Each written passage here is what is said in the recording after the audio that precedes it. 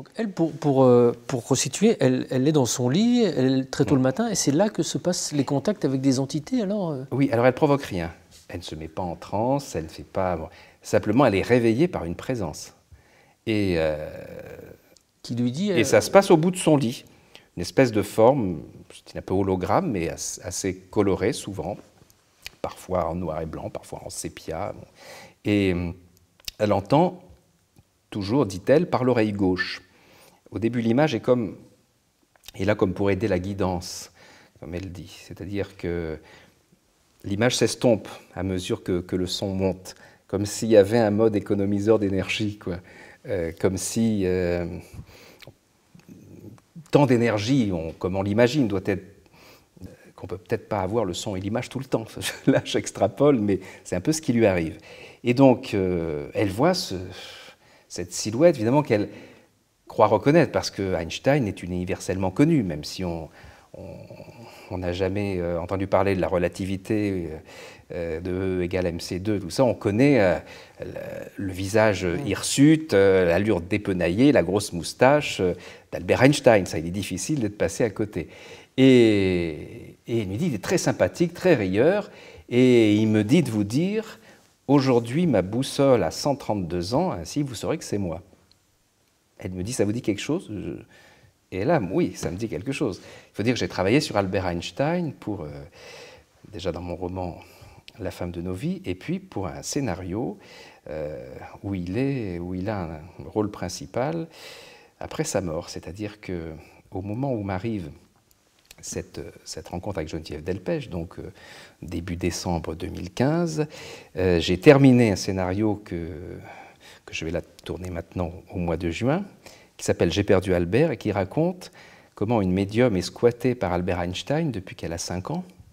Et elle a des tas d'informations, dans le sens, bien sûr, scientifique, humanitaire, pacifiste, qui était celui d'Einstein, et plus le dernier combat réel, hein, ce n'est pas du tout une légende, d'Einstein pour sauver les abeilles. Sauf que cette médium en question, dans mon scénario, donc évidemment totalement imaginé de A à Z,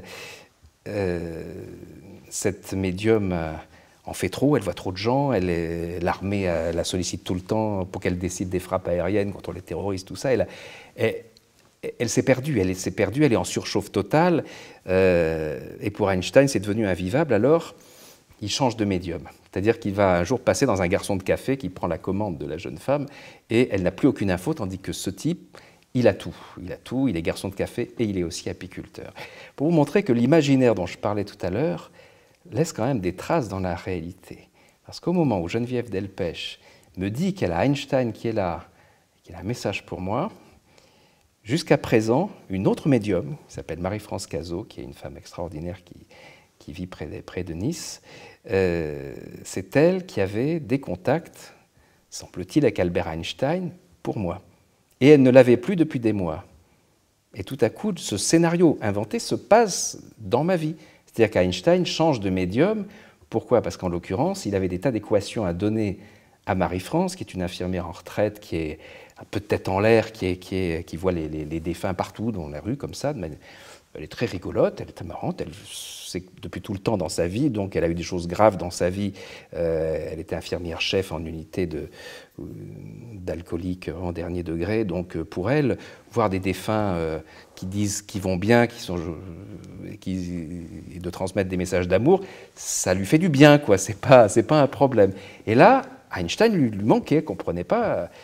Mais bon, c'est vrai qu'elle n'avait pas de stylo quand il voulait dicter les équations, donc l'autre, il est parti. Il est allé, semble-t-il, chez Geneviève Delpech. Quand il dit « ma boussole a 132 ans », je savais que son père lui avait offert une boussole quand il avait 4 ans, qui va complètement décider du cours de sa vie, comme le dit Einstein. C'est-à-dire qu'il est autiste à l'époque, il ne parle pas, et cette boussole avec une aiguille qui, indépendamment de toute action physique locale, s'obstine à montrer une direction précise, le nord magnétique, c'est quelque chose qui va le fasciner, décider de sa vocation, et comme il dira plus tard, c'est ce qui lui a inspiré la loi de la gravitation universelle. C'est vraiment quelque chose de fondamental dans sa vie, que connaissent très peu de personnes. Évidemment, Geneviève Delpech, elle ne disait rien du tout, Et moi, je savais qu'il y avait eu ce cadeau, parce que j'avais travaillé beaucoup sur la vie d'Einstein. Je vérifie les dates. En effet, vu sa date de naissance, vu les 4 ans où il reçoit ce cadeau, l'opération est vite faite, sa boussole a effectivement 132 ans. Là encore, petit détail technique. Et puis, à partir de là, les messages commencent de plus en plus complexes, précis. C'est quand même curieux que vous écriviez un scénario et que d'un coup, ce scénario, ça devient la réalité. Alors, pour rester sur le scénario, quand je parlais de cette médium de Marie-France, j'ai commencé à écrire. Je suis réveillé à 4 heures du matin. Bon, je suis très matinal, je commence à écrire vers 5 heures, 5h30. Mais 4 heures, non, c'est quand même tôt pour moi. Et là, je suis réveillé à 4 heures, tous les matins, en pleine forme. Donc, je me mets au bout. Et là, ça vient, cette histoire d'Einstein qui change de médium. Sauf qu'un jour, j'allais au théâtre le soir, donc je lui dis, ouais, non, pas me mettre au boulot à 4 heures, je dors. Je fais une grasse mat jusqu'à 7 heures. Donc, je me lève à 7 heures, je travaille un peu, ça vient moins bien que d'habitude. Et Marie-France m'appelle, elle me dit, t'as bien dormi? Oui. Moi, j'étais réveillé à 4 heures du matin. Alors, ce serait bizarre, j'avais une espèce d'escogriffe en moi qui tirait la langue, et tout tire suite. C'est qui? C'est qu'une grosse moustache. C'est pas Einstein quand même. Et je vous assure, je n'avais rien dit de mon scénario, elle ne savait rien. Je lui dis, pourquoi tu me dis ça? Non, mais en tout cas, il dit un truc, j'ai rien compris. Il m'a dit de te dire que tu dois aller travailler quand tu es réveillé à 4 heures du matin, parce que c'est là que ça vient. Donc, Et alors, il m'a dit que si je ne te faisais pas la commission, il me prenait mon don de médium et il le donnait au garçon de café. Mais non. Ouais, je vous jure, Stéphane. Et puis, Marie-France est témoin. Et voilà. Donc, elle me dit, c'est n'importe quoi ce qu'il me dit. Je dis, pas vraiment. Et là, je lui raconte. Donc, tout ça, pour répondre à votre question sur, oui, l'imaginaire semble donner une impulsion à la réalité. Alors, peut-être était-ce pour me préparer à cette histoire incroyable qui va me tomber dessus.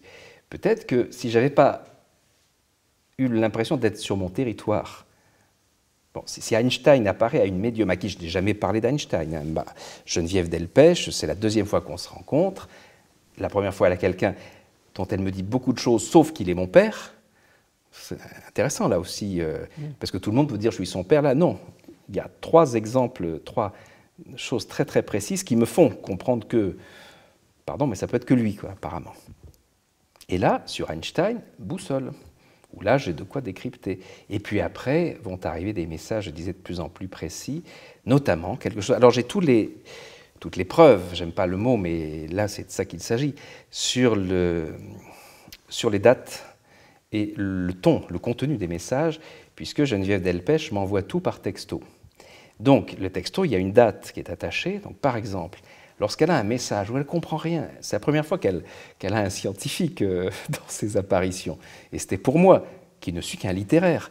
Moi aussi, j'ai besoin d'appeler à la rescousse des scientifiques pour qu'ils m'expliquent de quoi parle le supposé Einstein via cette médium. Et de quoi il parle en l'occurrence, 1er décembre, un message disant « Tout est là, détection imminente, les ondes gravitationnelles ». Les ondes de courbure de l'espace, de déformation de l'espace-temps. Moi, je note ça, je n'ai jamais entendu parler, ondes gravitationnelles, je ne sais pas ce que c'est. Je me renseigne et ça ne dit rien à personne. Et puis, on est le 1er décembre, et 40 jours plus tard, commence à déferler sur Internet une rumeur de détection des ondes gravitationnelles par...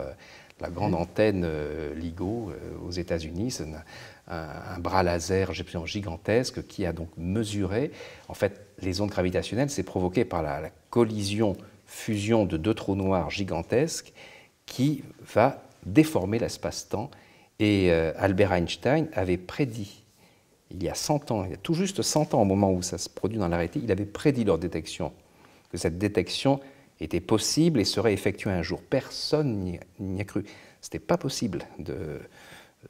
C'était comme des chercheurs ont essayé, mais ils se disaient, c'est comme vouloir repérer un cheveu sur le soleil, quoi. On ne sait pas où braquer nos appareils, ça va nous arriver quand, comment, et on n'a pas de quoi détecter.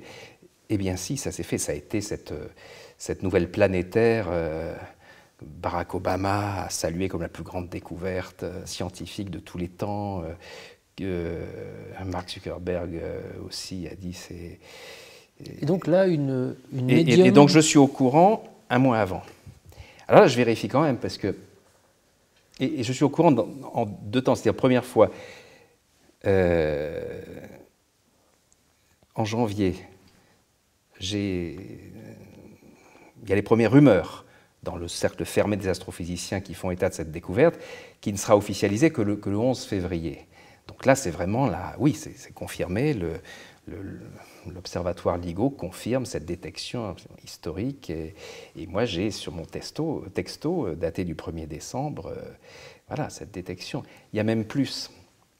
La veille du jour où ça sort sur le site, Geneviève me laisse un message à 7 h du matin, disant j'ai eu un bref passage éclair d'Einstein, avec un grand sourire, en brandissant le magazine L'Express, plus une petite pancarte où il y a marqué l'express.com.